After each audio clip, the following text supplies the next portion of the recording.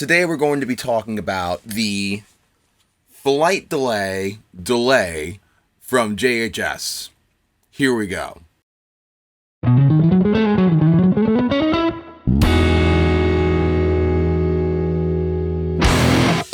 Good afternoon.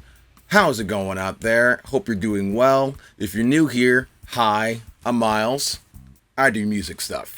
And in the comments of a recent video that I had done on the Silos delay from Earthquaker devices, I got a comment that read saying that this pedal's great.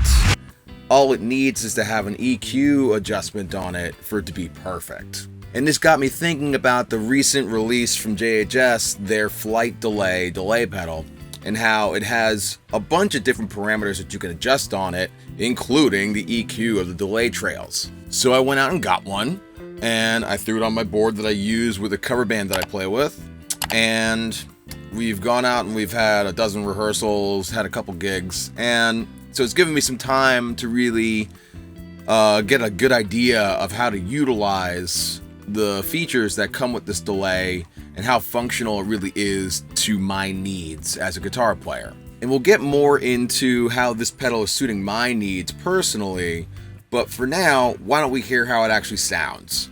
Here we go. But before we do that, if you haven't already, make sure you hit that like and that subscribe button. I know, you're probably tired of me asking. However, a good percentage of you guys that watch my videos aren't actually subscribed. So, you know, it's free. It takes a moment of your time and it helps my channel grow. So, you know, maybe help? Okay.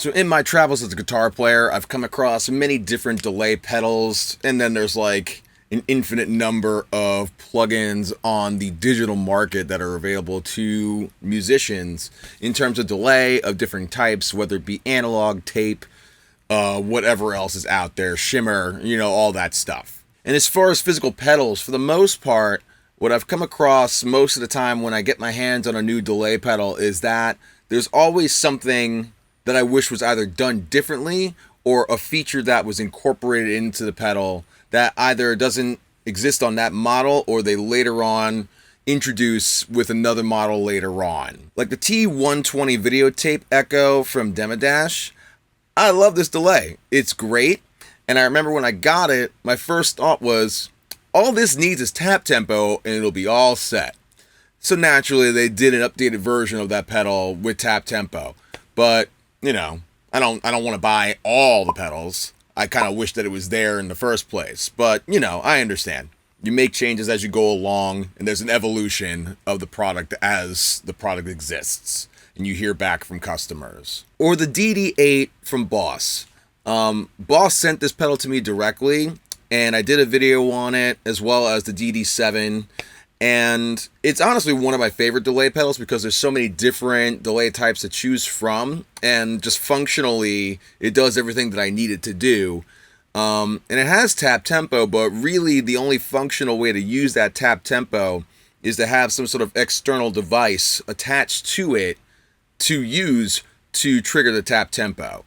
And for the longest time, I've been using the Dunlop MXR tap pedal in conjunction with this.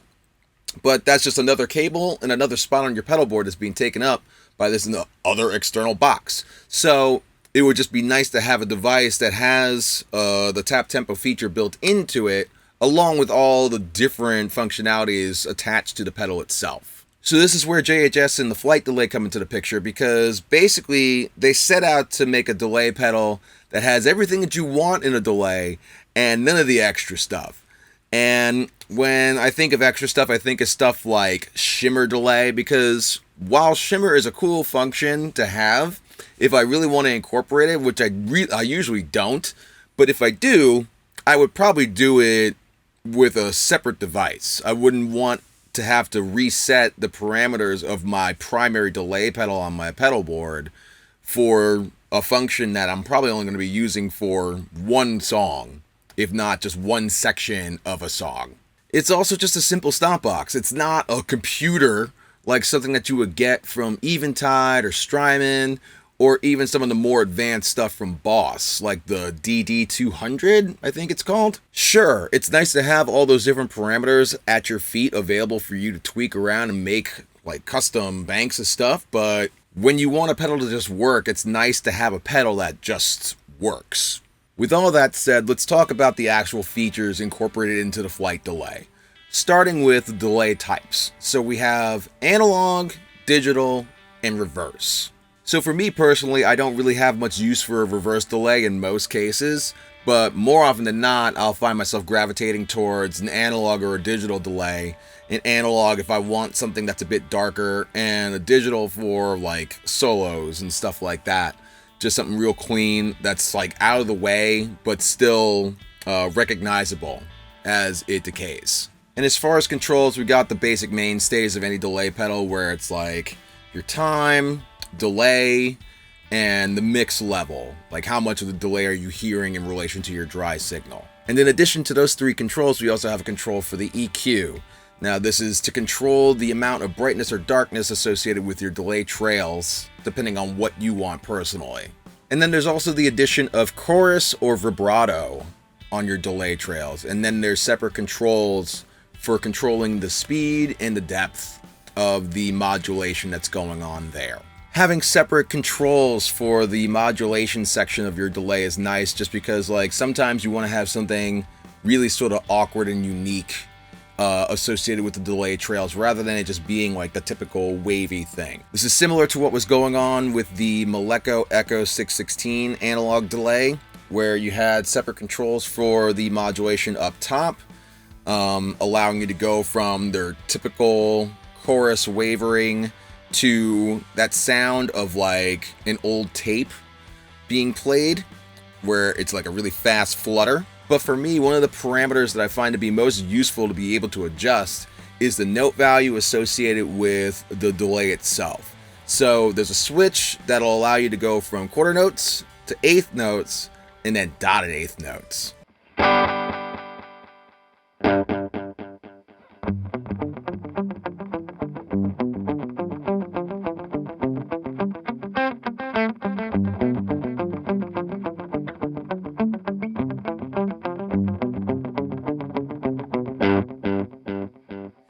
And I'm not going to sit here and tell you that I can't tap in a dotted eighth note pattern while I'm playing, but being able to just stay at a steady tempo, tapping my foot on the pedal, and it automatically adapts the dotted eighth note pattern to that, it just makes my life easier.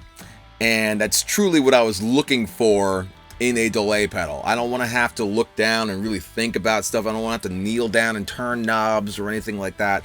I want it to just do the thing when I needed to do it.